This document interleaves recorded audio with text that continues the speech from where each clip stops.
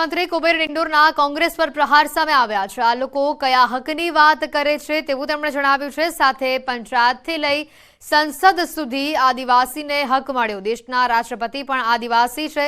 કેટલાક લોકો આદિવાસી સમાજને ગુમરાહ કરે છે। બાળ વિજ્ઞાન પ્રદર્શનમાં કોંગ્રેસ પર તેમણે પ્રહાર કર્યા।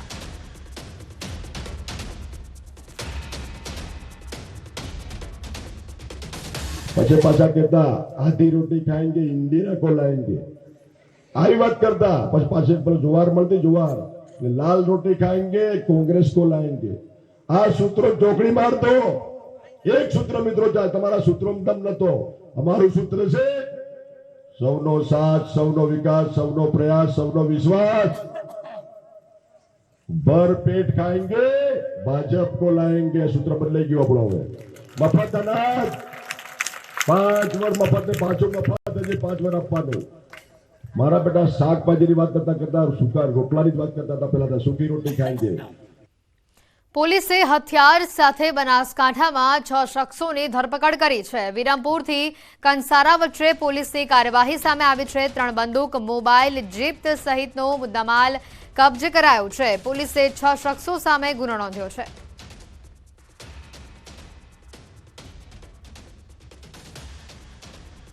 અમદાવાદના અડાલજ રોડ પર અકસ્માત થયો। ડમ્પરની ટક્કર લાગતા ઇકો કાર પલટી હતી। અકસ્માતમાં કાર સવાર મુસાફરોને ઈજા પહોંચી છે। ઈજાગ્રસ્તોને સારવાર માટે હોસ્પિટલ ખસેડાયા છે।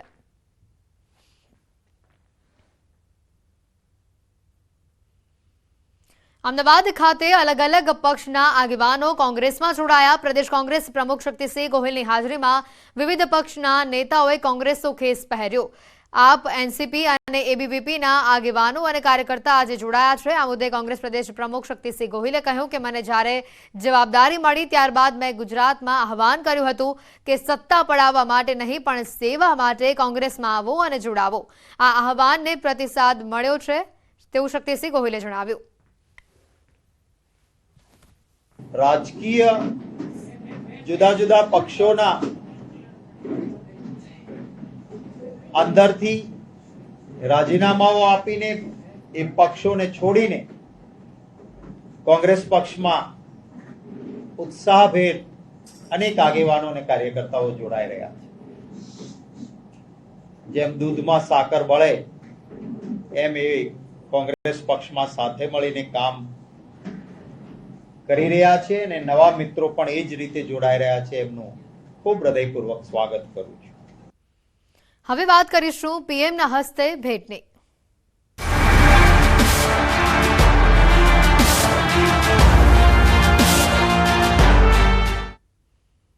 પ્રધાનમંત્રી નરેન્દ્ર મોદીએ સુરતને 2 મોટી ભેટ આપી છે। સુરત એરપોર્ટ ટર્મિનલનું લોકાર્પણ કર્યું। વિશ્વના સૌથી મોટા ડાયમંડ બુર્સનું લોકાર્પણ કર્યું। સુરત ઇન્ટરનેશનલ એરપોર્ટથી ડાયમંડ બુર્સ સુધીનો રોડ શો યોજાયો। રોડ શોમાં જંગી જનમેદની ઉમટી હતી। ડાયમંડ બુર્સમાં પીએમનું ભવ્ય સ્વાગત કરવામાં આવ્યું હતું। ડાયમંડ બુર્સ પાસે સભા સ્થળમાં પીએમએ લોકોને સંબોધ્યા હતા। પીએમ મોદીએ જણાવ્યું કે દુનિયાના ઝડપી આગળ વધતા શહેરોમાં સુરત ટોપ 10માં છે। પહેલા સુરતની ઓળખ સન સિટી તરીકે થતી હતી। સુરતીઓની મહેનતથી આજે સુરતની ઓળખ ડાયમંડ સિટી તરીકેની થઈ રહી છે। અનેક લોકો માટે હાલ સુરત ડ્રીમ સિટી છે। હાલમાં મોદીની ગેરંટીની ચર્ચાઓ થઈ રહી છે પરંતુ સુરતવાસીઓને મોદીની ગેરંટીની પહેલાથી જ ખબર હતી। મોદીની ગેરંટીનું ઉદાહરણ સુરત ડાયમંડ બુર્સ છે। વધુમાં પીએમ મોદીએ કહ્યું કે હું ત્રીજી વાર પ્રધાનમંત્રી બનીશ ત્યારે ભારતની ઇકોનોમી ટોપ 3માં પહોંચી જશે। આગામી 25 વર્ષનો પ્લાન નક્કી કરીને રાખ્યો છે।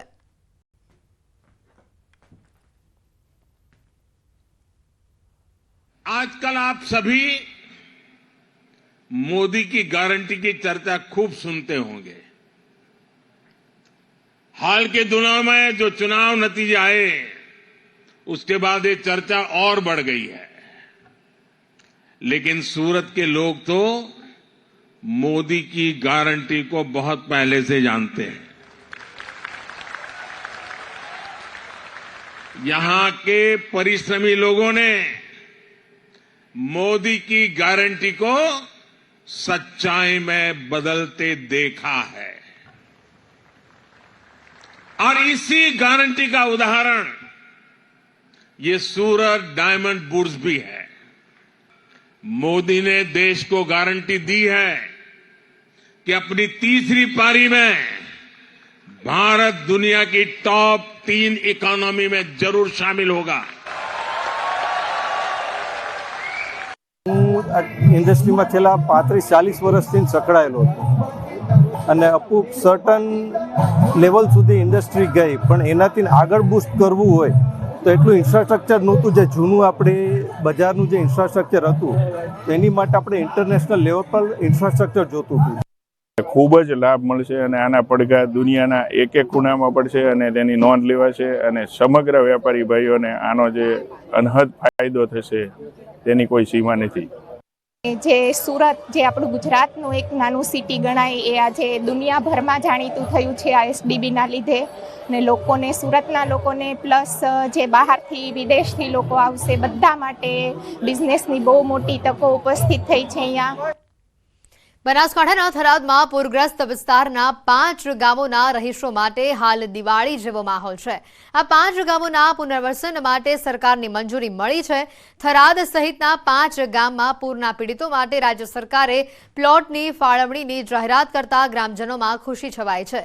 ઘરવિહોણા લોકોને ઘર આપવાનો ધારાસભ્ય શંકરભાઈ ચૌધરીએ આપેલો વાયદો પૂરો થયો છે.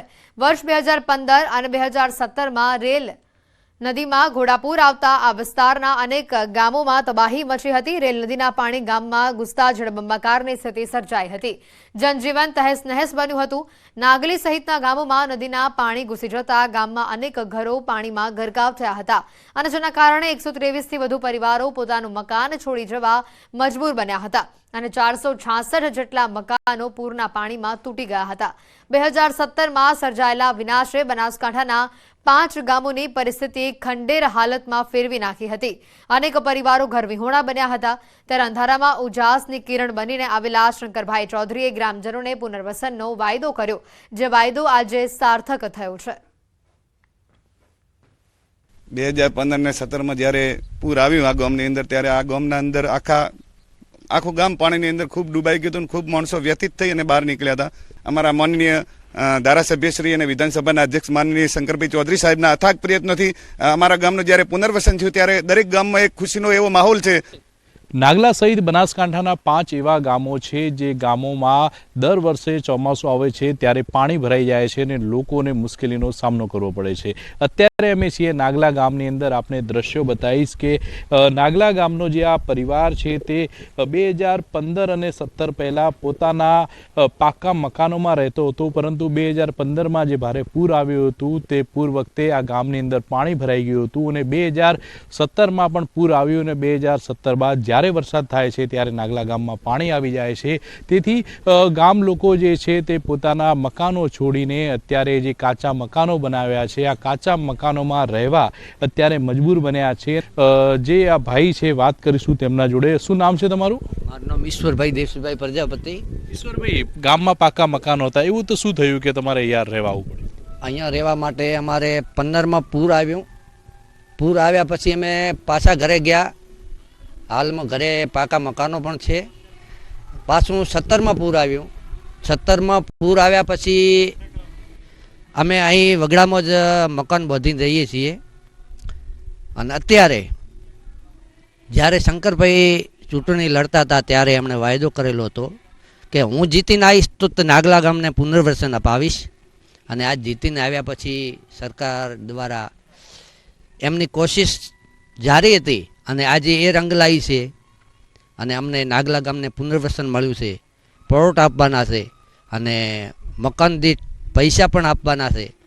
એટલે આજ નાગલા ગામને ખુશીનો માહોલ છે અને ખૂબ ખૂબ ધન્યવાદ છે શંકરભાઈ ચૌધરીને કે આજ થરાદની જનતા અને નાગલાની જનતા પણ આજ ખુશીથી ઝૂમી ઉઠી છે. જે મકાનો હતા તે લોકોને 477 નવા પ્લોટો ફાળવવામાં આવશે, તેમજ 477 જેટલા પ્લોટો પર મકાનો બનશે અને એમને સહાય પણ આપવામાં આવશે. તેને લઈને અત્યારે તો ગામમાં ખુશીનો માહોલ જોવા મળી રહ્યો છે. કિશોર તુવર, ન્યૂઝ 18 ગુજરાતી, બનાસકાંઠા. હાલમાં રાજ્ય સરકારે થરાદ સહિત 5 ગામોને પુનર્વસનની મંજૂરી આપી ઊંચાણવાળા વિસ્તારોમાં પ્લોટની ફાળવણી કરવામાં આવે છે અને જેના કારણે ગામમાં ખુશીનો માહોલ છવાયો છે. પૂરની સ્થિતિમાં લોકો સ્થળાંતર કરી ગામની બહાર વસવાટ કરે છે. ગામ લોકોએ રાજ્ય સરકાર પાસે સહાયની માંગ કરી હતી. ગામમાં શંકરભાઈ ચૌધરીના અથાગ પ્રયત્નોથી ગામનું પુનર્વસન થતા ગામમાં દિવાળી જેવો માહોલ જોવા મળી રહ્યો છે. ગામના લોકોએ ન્યૂઝ 18 સમક્ષ પોતાની વ્યથા અને ખુશી વ્યક્ત કરી અને ગ્રામજનોએ રાજ્ય સરકાર અને શંકરભાઈ ચૌધરીનો આભાર પણ વ્યક્ત કર્યો. જ્યારે પૂર આવ્યું 2015 ને 17માં ત્યારે અંદાજે લગભગ 125 પરિવારો એ અસરગ્રસ્ત થયા હતા. એમને પોતાનું ઘર છોડવું પડ્યું હતું અને એમાંથી ઘણા બધાને રેસ્ક્યુ કરીને પણ બહાર કાઢ્યા હતા. એ બધા જ પરિવારો આજે એમના ઘરે દિવાળી જેવો માહોલ થયો છે. તો ખૂબ રાજી અમે તો પ્લોટ આલી છે તો અમે સરકાર